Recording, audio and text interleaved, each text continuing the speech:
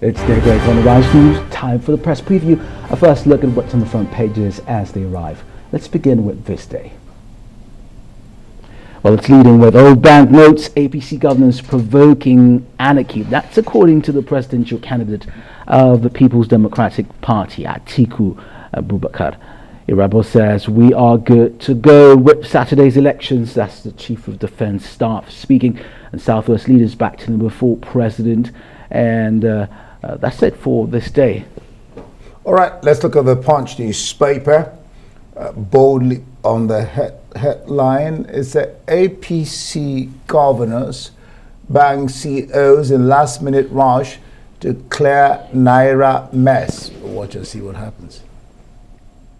Well, still latest poll puts Tinubu ahead of all. This one here says,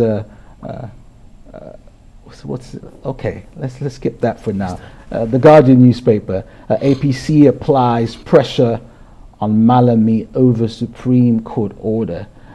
The BBC finds evidence of sexual abuse on Kenyan tea farms. And it's illegal to close varsities for polls. That's according to Afe Babalola. That's the university in Ekiti State. A new magnitude 6.4 earthquake rocks Turkey. Court holds INEX logistics deal with MC Oluomo team. I don't know. The Guardian. Well, is that the what APC applies pressure on Malami over Supreme Court order? Okay, are we seeing another copy, aren't we? Yeah, I'm looking at, because this is Tuesday, February APC 21st. applies pressure on Malami Supreme Court order. It's illegal to close varsities for polls, says Afe Babalola. BBC finds evidence of sexual abuse on Kenyan tea farms. Election live up to expectation. Commonwealth observers are telling INEC. And of course, the new magnitude 6.4 earthquake rocks Turkey. Court holds INEC's logistics deal with MC Oluomo. I'll have to go back to the Punch, because the Punch I have here actually, Tuesday's Punch, is saying latest poll puts Tinubu ahead of all. 4 days to polls. Naira kills grounds economy. Banks, nation 200 Naira notes. Nigeria's lament hardship. Protests raised 2 Ogun banks. Vandalize LG office. Well, let's take a look at the international papers now. We're starting with The Independent. The Independent, the U.S. is here to stay. Biden's surprise visit to Kiev at Zelensky warns of World War III. All right. Okay, you read Independent. The new Telegraph, that picture, that, I don't know, what are you describing it as, a $1 million hug or 1 million naira hug? Send jets to Ukraine. Truss and Johnson, they're telling PM. The hug is Zelensky and New Telegraph, Zelensky and President Biden, who paid him a surprise visit. Don jettisoning Northern Ireland protocol. A braver man warns Sunak. Prime Minister condemns the global funk cuts to dial classics. The Financial Times says Biden vows unwavering support for Ukraine on surprise visit to Kiev. All right, let's look at The Guardian. The Guardian newspaper, that is International Guardian. It says catastrophic failures led to Plymouth shootings.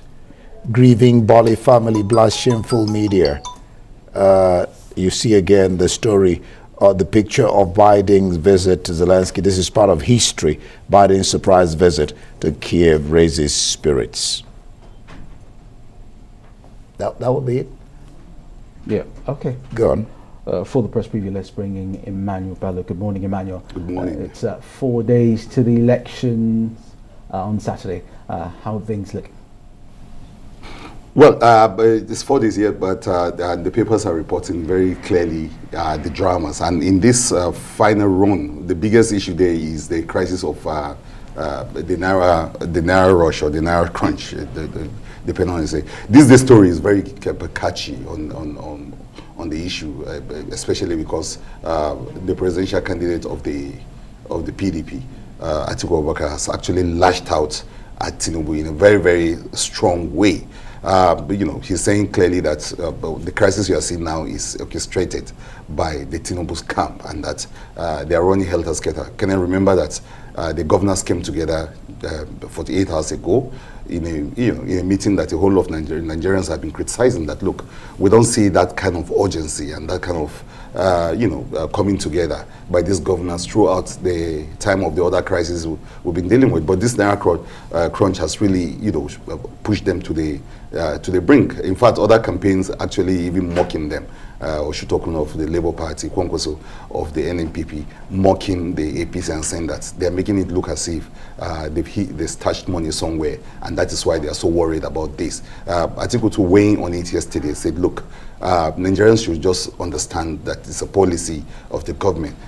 Quite interesting, Kenneth. I don't know if you looked at it that way, that Atiku will be backing Buhari on his policy, and Tinubu, who is actually the presidential candidate of that party, is not budging, is not really buying any of that. So that's where that's the state of the race for this to the election. PDP seem to be very comfortable with the situation, the condition on ground, and of course the security forces too. You're about saying in the This Day story that they are prepared, they are ready for the election. The only people that seem to be APC is not saying much of that. They've been having meetings and they've still been talking about it. Some of the governors are also still doubling down on the attack on banks. Dakwa Abiodun, who is very clear about it, that he's going to revoke the CFOs.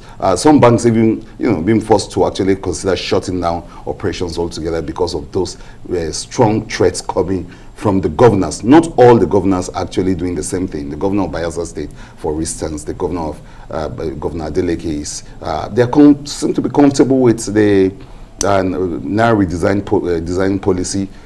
So you can, when you check the system now, you see a situation where it's the APC that is really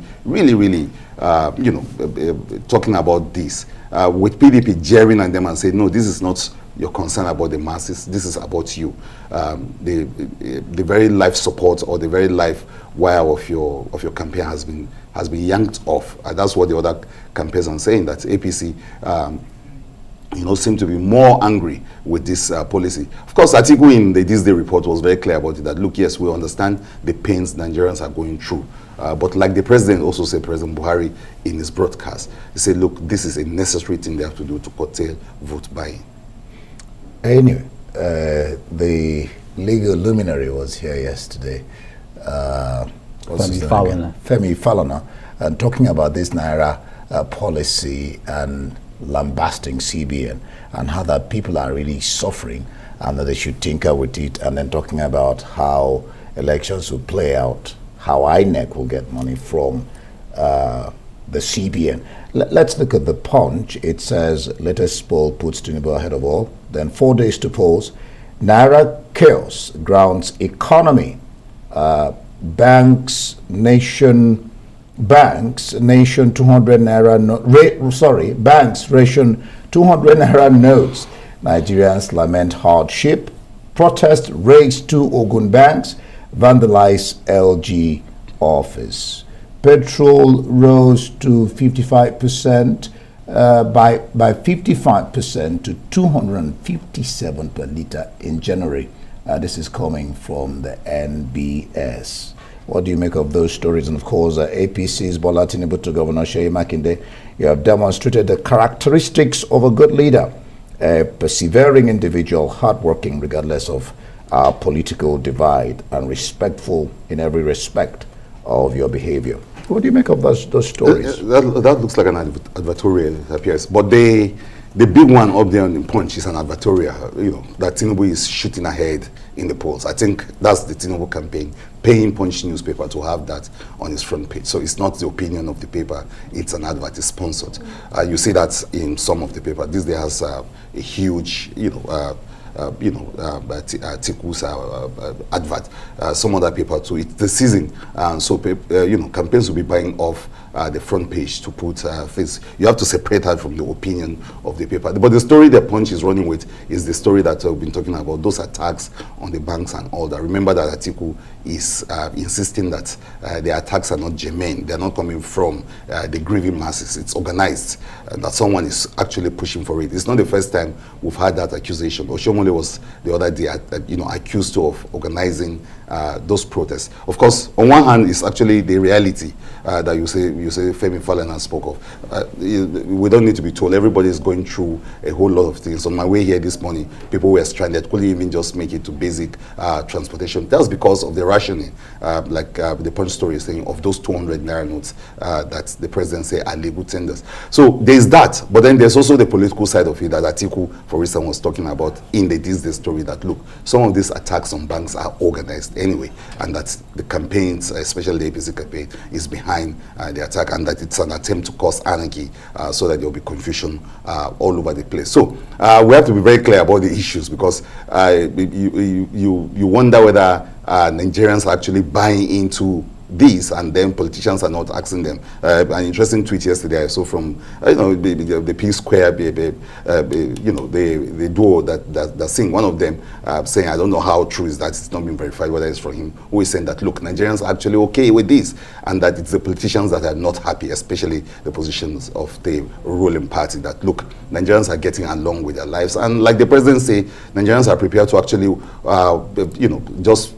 see this out, wait for whatever will happen. And I listen to a lot of people too, ordinary people talking, and they're saying that, look, the cashless policy itself is not a big issue. They have no problems with it, so long they have, the daily monies to get by. But that's the point. Do they have the daily monies to get by? And the Punch story is saying that banks are rationing that. So there's also the CBN. There's the supply chain issue around it, and then there's of course the reality of what politicians are doing about it. When you look at talking points of the El-Rufai, for instance, Oshutoku in the Guardian is saying that El-Rufai is actually doubling down on his treasurer's statements, where he's practically delinking Kaduna State from the rest of the monetary union that we find ourselves in.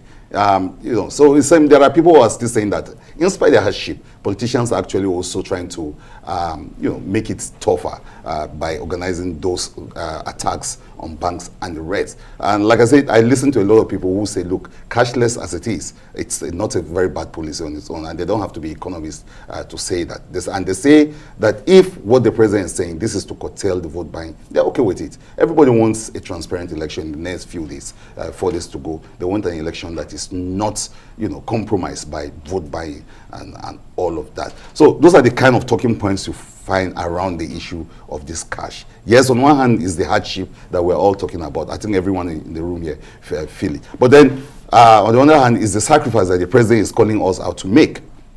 Speaking of President Emmanuel, the US President Joe Biden made an unannounced visit to Ukraine's capital, Kyiv, and he met with President Zelensky there. Well, yeah, it takes the whole crisis to another level. This is first visit, and it's coinciding with the first year anniversary of that attack. He's promising a 10 million naira support. The US has been supporting, and they've been talking about more tanks rolling in. But Kenneth, this clearly shows that there's no end in sight yet for this war. Zelensky himself warning that a third world war might be in the Russian leader, of course, saying that it's not. It's unnecessary. The visit is unnecessary, and that it's not going to change anything. But of course, the US president sounding very tough yesterday to say that look, Russia made a very big mistake. They thought that look, they can go against Ukraine and all its Western allies in this battle. So this takes it to another level altogether. Maybe it's opened a new front in a crisis that a lot of people do not know how. He's also giving Ukraine 50.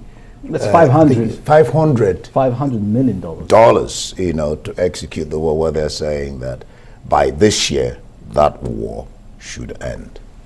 All right. We'll leave it there. Emmanuel Bello, thank you. That's the press preview. Let's hear your view on all the burning issues. Follow us on Twitter at Arise TV. You can join today's conversation using the hashtag at Arise Day.